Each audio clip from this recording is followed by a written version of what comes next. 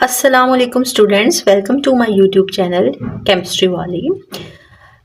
Students, आज मैं आप लोगों के लिए लेके आई हूँ स्टेट्स ऑफ मैटर पार्ट 2।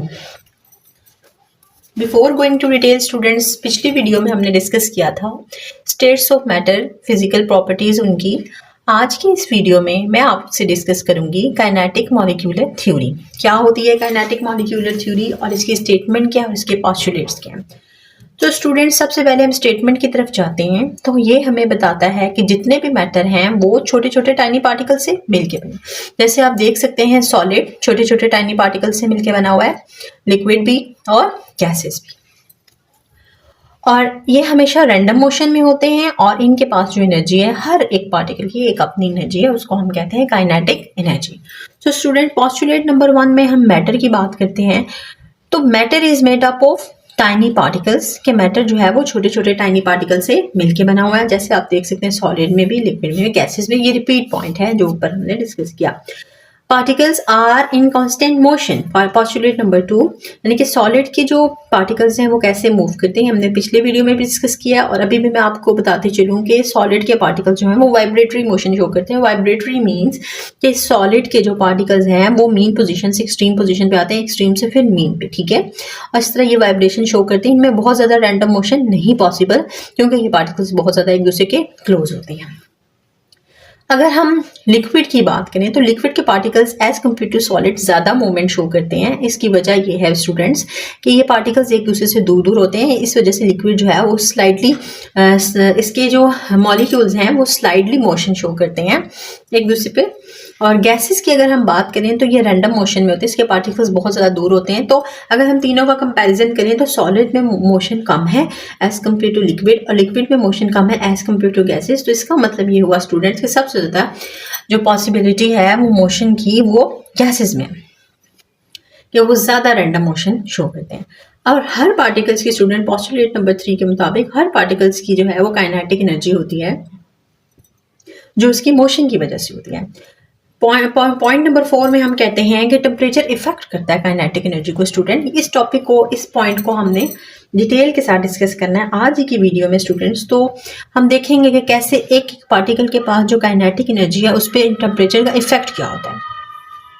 और इंटरमॉलिक्यूलर फोर्सेस के बारे में मैंने आपको बताया स्टूडेंट्स पिछली वीडियो में। आज की वीडियो में भी हम यही डिस्कस करेंगे कि इंटरमॉलिक्यूलर फोर्सेस होती हैं। पॉइंट नंबर 5 और पॉइंट नंबर 6 जो एक दूसरे से रिलेटेड है। पॉइंट नंबर 5 में हम स्पेस की बात करते हैं। तो सॉलिड के जो मॉलिक्यूल्स हैं उनमें स्पेस कम है, जिसकी वजह से वो जस्ट अपनी पोजीशन पे वाइब्रेट कर सकते हैं, ठीक है students, as compare to liquid. और लिक्विड में क्या है, आपने देखा लिक्विड के मॉलिक्यूल्स फ्लो कर सकते हैं, स्लाइड मोशन शो करते हैं।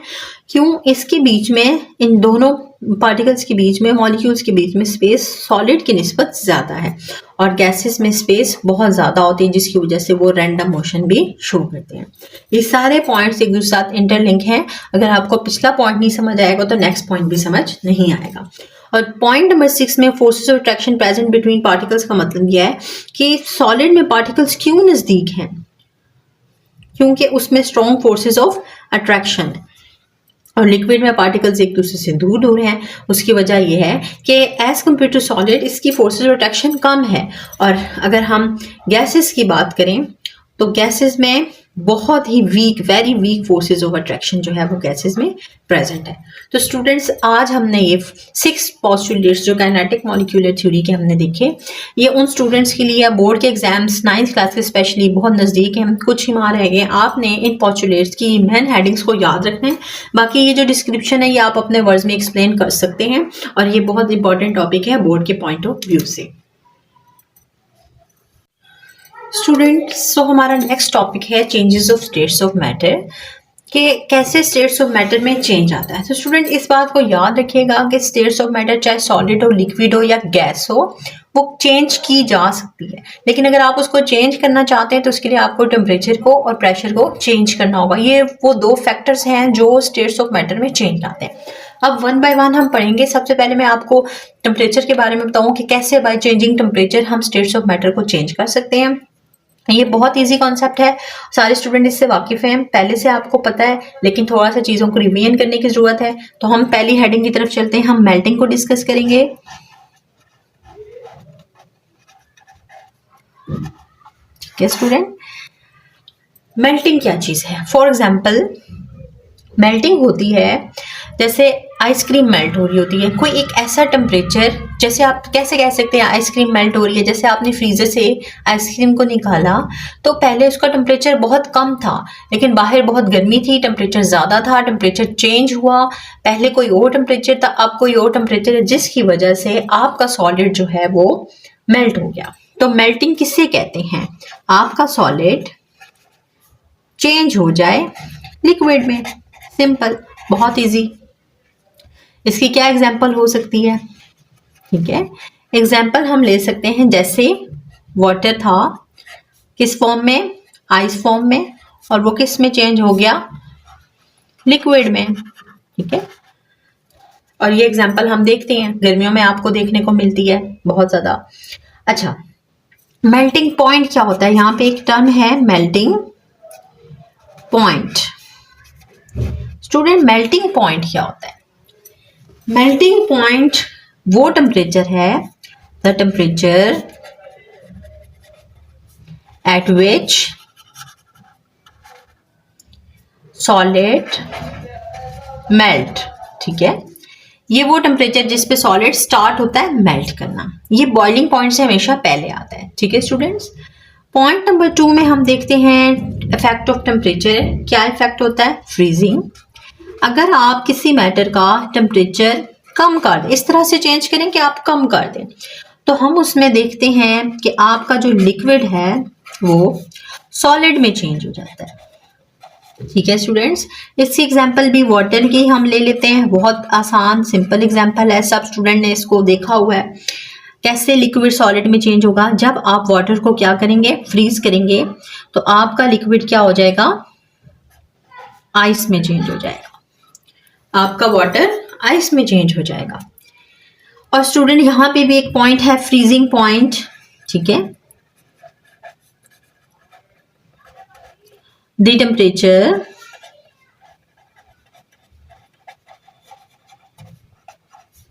Eight which liquid freezes. Okay, अब स्टूडेंट हमारी तीसरी हेडिंग आया जिसकी तरफ हम चलते हैं, वो है बॉइलिंग। तो स्टूडेंट बॉइलिंग क्या है? जब आपका लिक्विड किस में चेंज हो जाए? गैस में। जब आपका लिक्विड गैस में चेंज हो जाए, इसकी आपने यहाँ पे आपने एक बॉइलिंग पॉइंट नोट करें। इस हेडिंग को भी इंपॉर्टेंट है बोर्ड के पॉइंट ऑफ व्यू से। Boiling point, the temperature at which liquid start to boil. यानी कि वो टेम्परेचर, जब आपने टेम्परेचर को बढ़ाया जिस पे लिक्विड जो है वो बॉयल होना स्टार्ट हो गया।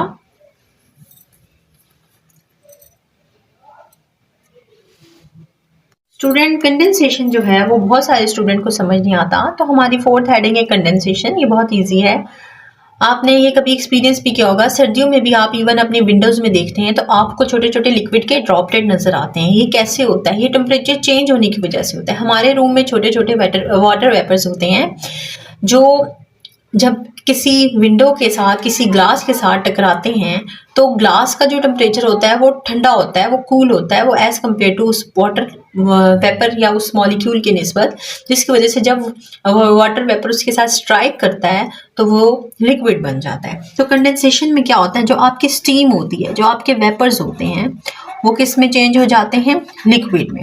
और याद रखिएगा स्टूडेंट, इससे पहले जितनी हेडिंग्स थी उसमें आपको समझ आया था टेम्परेचर चेंज क्या है। इसमें स्पेशली ये देखिएगा, जब स्टीम को हम कूल करें, जब स्टीम को हम कूल करें, उसका टेम्परेचर लो करें, तो वो लिक्विड में चेंज हो जाता है। इसको हम क्या कहते हैं? कंडेंसेशन।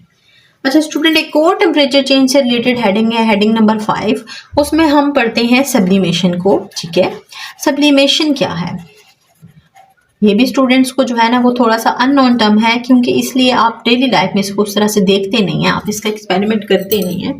एक्सपेरिमेंटेशन से हमें इस चीज़ की ज़्यादा समझ आती है, देखने को मिलता है जब कुछ। तो सब्लिमेशन में ये होता है बेटा, आपने कोई सॉलिड लेना है, ठीक है, कोई भी सॉलिड नहीं हो सकता, ये स्पेशल टाइप के कुछ सॉलिड हैं जो सब्लिमेशन शो करते हैं। जब उनको हीट किया जाए, तो सॉलिड को हमेशा हीट किया जाए, वो तो कोई भी सॉलिड हो, कॉमन सॉलिड भी, वो तो मेल्ट हो जाता है।